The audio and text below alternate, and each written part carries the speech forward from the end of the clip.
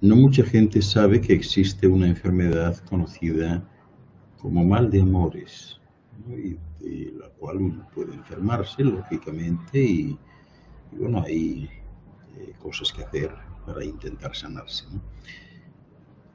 En efecto, el síndrome del corazón roto existe, es una cardiopatía que se ha asociado no solo a situaciones de estrés físico, sino también a estados de estrés emocional severo. Pero la pregunta es, ¿qué es eso de morir de amor? Y por más que lo intentemos racionalizar, pocas cosas duelen más en la vida que cuando a uno le rompen el corazón. Tanto que la emoción puede llegar a convertirse en una punzada física que nos atraviesa hasta lo más profundo de nuestro ser. Exageración, pues no, para nada. El mal de amores es, en resumen, un rechazo e inevitablemente nos produce dolor.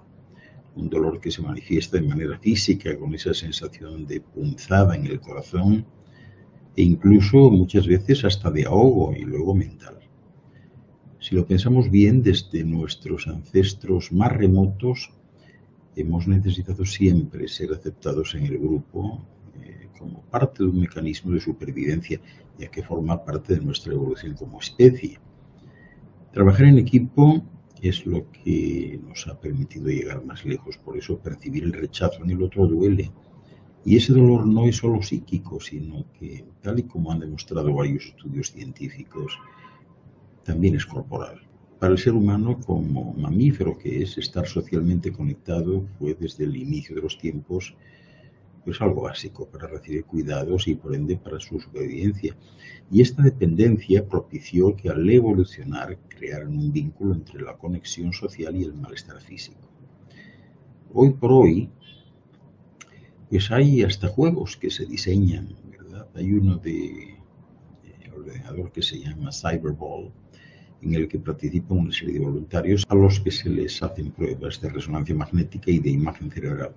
En ellas se puede comprobar que cuando alguien se siente excluido del grupo, se activa la corteza cingulada anterior, es decir, una región que está implicada en el componente de sufrimiento del dolor físico y además que el nivel de activación pues también es superior en aquellas personas que se sienten más rechazadas.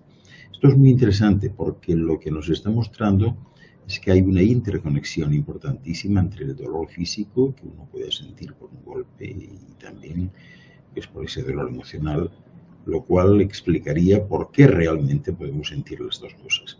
Por tanto, podemos afirmar que el rechazo genera un profundo sentido de pérdida y puede poner en peligro nuestra salud. Y es más, ya en los casos más extremos, por contar alguna anécdota interesante, hay una cardiopatía titulada el síndrome del corazón roto, como os comentaba antes, y que se ha asociado no solo a situaciones de estrés físico, sino también a situaciones de estrés emocional severo. Y este síndrome, que es muy frecuente, dicho sea de paso, ocurre de manera repentina ante un trauma emocional, por ejemplo, ante una ruptura que vivamos de una manera tan dramática que nos produzca síntomas similares a los de un infarto o de un ataque cardíaco de cualquier tipo. Sin embargo, en estos casos no se produce un infarto, sino una deformación del ventrículo izquierdo, que debido a la forma que adquiere el corazón en forma de jarrón, se denominó la miocardiopatía de Tatsubo, o del corazón roto, en referencia a una trampa que se suele utilizar en Japón para pescar pulpos. A mí me gusta contar esto porque muchas veces el desamor lo describimos como si nos hubiesen roto el corazón, y es que ciertamente nos lo pueden llegar a romper, entre comillas, claro, cuando se produce este síndrome que os he comentado, ¿no? En fin, la cuestión no pinta nada bien, pero ¿puede llegar a enfermar tanto dolor? Pues la verdad es que se podría decir que sí, porque al final muchas veces decimos que estoy loco de amor cuando hablamos de locura, y en salud mental pues nos referimos a la psicosis o, en un término quizás más entendible, a romper con la realidad o a levantar los pies del suelo, que es precisamente lo que nos ocurre a veces cuando nos enamoramos locamente, ¿no? Nuestra mente aparece como sesgada, está obnubilada, perdemos la referencia. Nos vamos un poquito más allá de la realidad y pasamos por alto los defectos del otro.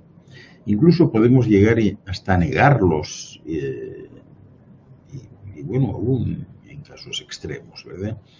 Pero ¿cómo podemos detectar que estamos sufriendo más de lo normal sin llegar al maltrato, obviamente? Bueno, aquí está muy de moda hablar del amor tóxico. Los profesionales de la salud mental solemos corregir y decimos que no hay personas tóxicas, sino conductas tóxicas que tienen algunas personas.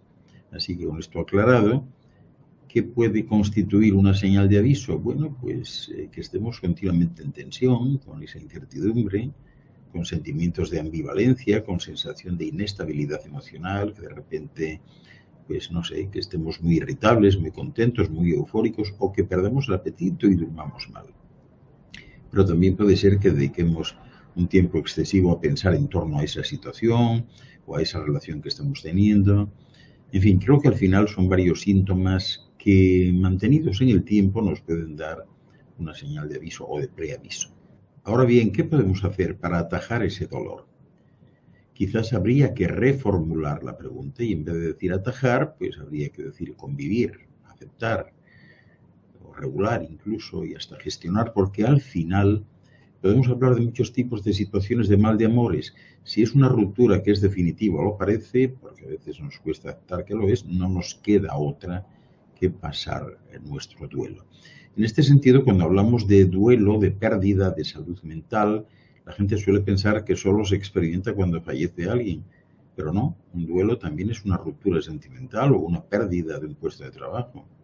Y al final hay que pasar ese duelo. Tenemos que encontrarnos mal, ¿verdad? Tenemos que sentirnos tristes y pasar esa etapa porque entra dentro de lo que sería el procesamiento emocional normal.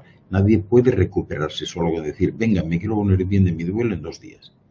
Dame una pastilla para encontrarme mejor porque he roto con mi pareja. Eso no lo hay, ¿no? Hay que digerirlo. Y esos procesos emocionales no son como la curación de una infección que se puede atajar con una pastilla, sino que hay que pasar por ello. Por tanto, invitaría a las personas que me estáis escuchando en este momento a pensar qué es lo que podéis hacer con ese duelo y quizás qué pasos pueden dar o podéis dar para mitigar un poco el golpe, ¿no?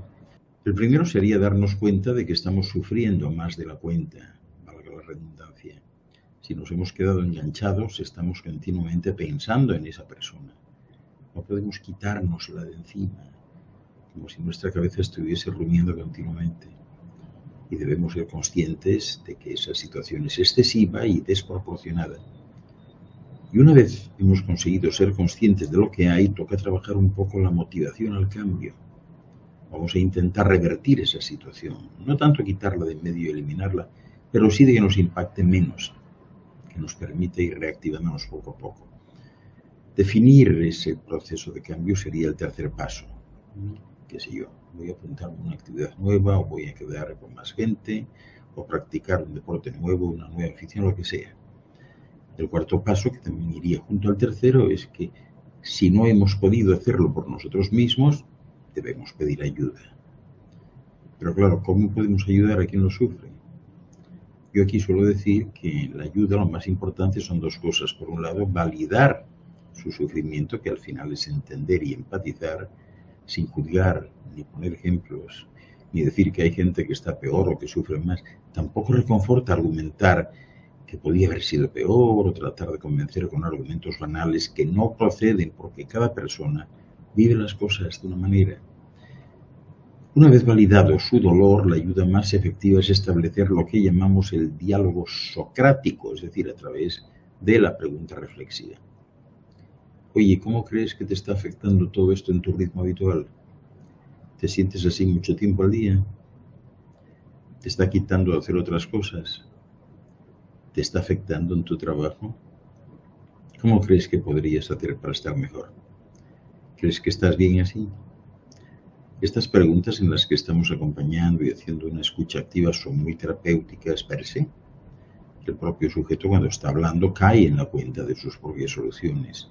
Una vez que hemos hecho estas preguntas, resulta muy útil trabajar pues en dejar de pensar en por qué pasó todo esto y por qué sí y por qué no. Y esto es importante para empezar a ejecutar, ¿verdad? Pasar a la acción y buscar la solución del problema. ¿Qué podemos hacer para encontrarte mejor? qué crees que te vendría bien, qué te gustaría hacer y por ende acompañar en lo que llamamos la resolución de problemas. Tengo seco el corazón y es de haber llorado tanto, decía una canción, no me acuerdo del título, ¿no? Lo que no contaba es que, bueno, todos nosotros lo hemos experimentado alguna vez, todo pasa, todo se pasa. En fin, espero que os haya sido de utilidad esta exposición y muchas gracias por vuestra asistencia y vuestra consideración y afecto.